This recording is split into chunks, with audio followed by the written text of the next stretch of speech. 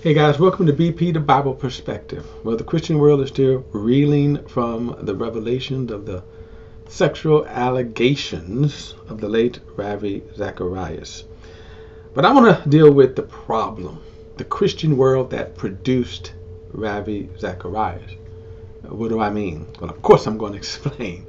But before I do, don't forget to like and share this video and subscribe to BP, the Bible Perspective. And as always, if you have a thought, a comment, add it to the comment section below. All comments are welcome. Now, for those of you who don't know, Ravi Zacharias was a prominent leader in the evangelical movement. He was known as an apologist. In other words, he was a person that debated people. That's the best kind of description of it. Back in Greek times, where the term apologist kind of derived from, it was from Greek philosophy, and it would be, as I said, one of the best descriptions today is debate, but it was more than that to them. They would give an intelligent, logical debate, and they would go back and forth. Well, that slipped over into the Christian world. Hence, today we have apologists like the late Ravi Zacharias. Now, some of the ones that you may see today who are considered apologists, Lee Strobel, Hank Hanegraaff, and others. But these are people who are, they would refer to themselves as apologists. And Ravi Zacharias was one of the more prominent ones, and he was a great thinker. Now, that said, of course, the revelation, let me back up. He passed away last May in 2020, and the revelations, of course, his sexual misconduct began to come out over the past years.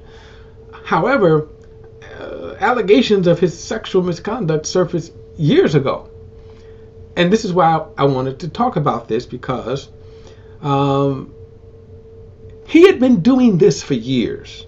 He was co-owner of a massage spa in which he would act badly, to say the least. In other words, at least 8 therapists would accuse him of sexual misconduct. In some cases, he would masturbate, parade around naked.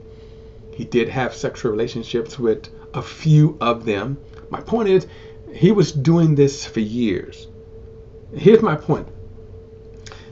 Before these allegations surfaced, and this is typical, people love him. He couldn't do no wrong.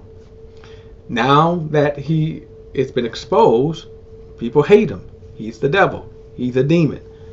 I saw those kind of comments. But here's the thing, though. Do I think he's not saved? Do I think he's in hell? No, I think he was a man who had his struggles. And that is by no means minimizing it. He was a man that actually had, of course, lust. And he was in a position of power. And he abused people. And he acted on that lust. But why did he do it? Why was he so free to do it? And that's what I want to really kind of center on. Because, you see, in the Christian world, we ignore things we see. You see, remember, he couldn't do this in a vacuum. People knew about it. The people he had sexual intercourse with knew about it. The people that complained about it were either ignored or compensated and maybe told to be quiet. His inner circle knew, because again, there was litigation involved in some of these things. So why is that in the Christian world that we think that a minister or a ministry is too big to fail? I said this in the last video about this situation, is that why is the ministry even now apologizing? He's passed away, right? He's been dead now for over half a year. And I want to say it's merchandising, money. He has books, tapes, whatever, that people want to sell. And though I don't believe that's the only thing, and maybe I'm not going to say that the people who are now running the ministry are not really, they don't have a sincere heart to say, let's make this right. But I also going to ask the question is the making right so that what? The ministry can go on? And by ministry, it is going on now by what? Tapes and videos and things like that. I put a question mark on that. But what needs to change is we need to have better accountability. That no one is big enough to fail. And that includes getting them help. In other words, there are some ministers that at some point they are caught up in their sin. Who can they reach out to? And yes, they should do the right thing if they're caught up in sin and step down. But again, there's that notion, am I too big to fail, right? Is our ministry too big?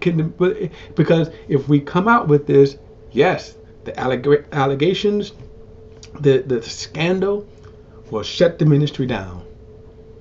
But are we not godly enough to say, well, maybe it should be shut down, and let God raise us up and let God build?